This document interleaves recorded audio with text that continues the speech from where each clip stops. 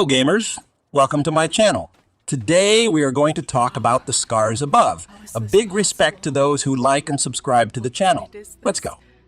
Scars Above is an extremely short and generic third-person shooter that fails to justify even its budget price point. Housemarque's roguelike sci-fi shooter Returnal was a critical success when it first launched as a PlayStation 5 exclusive in 2021.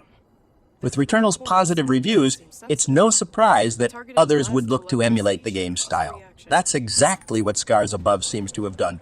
But while the game looks like Returnal at a quick glance, it is nowhere near the quality of Housemarque's game.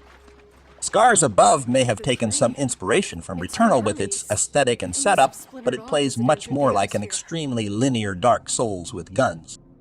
Players visit Scars Above's equivalent of Dark Souls bonfires to replenish their health and make all enemies respawn, and dodging attacks mainly consists of rolling around. The game lacks Dark Souls' deep gear system and trades melee weapons for guns, but otherwise it's very clearly attempting to ape the Souls, like formula in a Returnal skin. It may go without saying, but the most important thing in a shooter game is that the shooting is fun.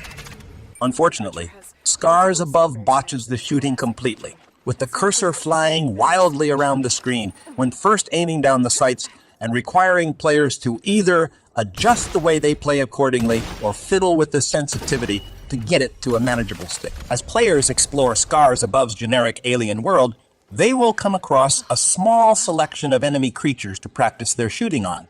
There are only a handful of different enemy types in the game, all driven by predictable AI that makes each encounter play out exactly the same. There are the acid-spitting enemies that burrow underground and always pop up behind protagonist Kate. There are gorilla, like creatures that protect the weak point on their chest, then rear up for an attack and expose it. There are monsters that look like a mix between the abominable snowman from Rudolph the Red-Nosed Reindeer and the creature from John Carpenter's The Thing That Attack with an Easily Dodged Tongue, and have bulbous, glowing weak points on their backs.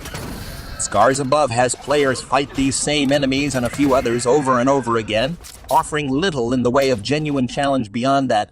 Their attacks do a lot of damage when they land. However, Kate's arsenal of gadgets can trivialize nearly every enemy encounter in the game.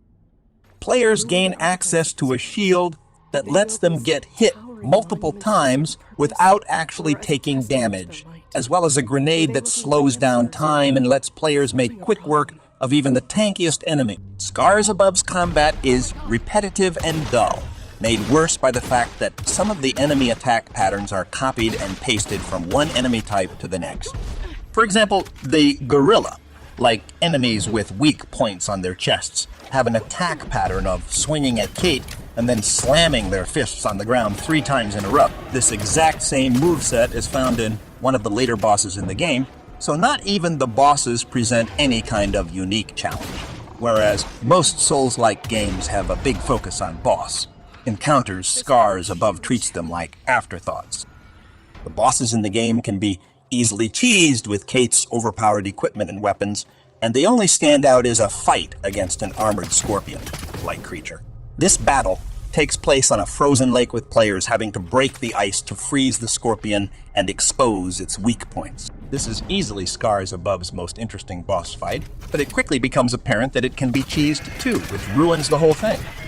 Players can break the ice, shoot the scorpion's weak points, refreeze the ice with their cryogun, and then break the ice again before the scorpion can even move, making the fight pathetically easy.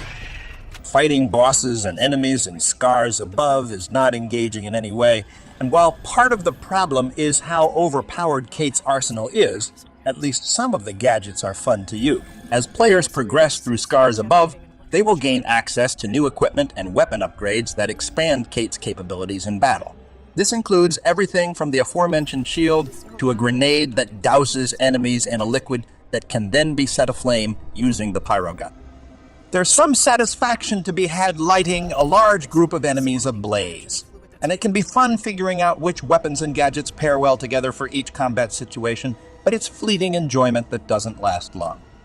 Players might have some fun chucking flammable liquid grenades at enemies, but they won't have fun with how the game image splits in two whenever they throw a grenade. Whenever players throw any kind of grenade in the game, the image gets blurry, with a transparent double of Kate on the screen.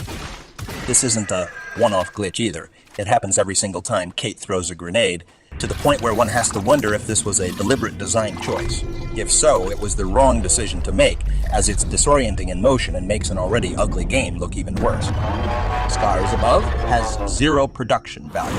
The game's graphics feature a generic art style and wooden animations. The voice actors do a fine job for the most part, but it's unintentionally hilarious to see their emotionally fueled delivery come out of characters who have the expressive range of marionettes. Players will also have to deal with stuttering cutscenes and other bizarre graphical mishaps. One of the most head-scratching is visible early in the game, when players walk up to a shiny wall and can see Kate's reflection. Except instead of seeing her face, they are somehow... Really, the only good thing about Scars Above is that it's mercifully short. Depending on the difficulty setting and how often one gets lost in the game's more confusing areas, it desperately needs a map of some kind. It can easily be completed in 5 hours or so.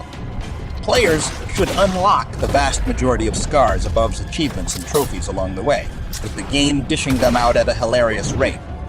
Players should get the achievements for things like crafting all items, finding all upgrades, scanning all enemies, etc., without even really trying to do so.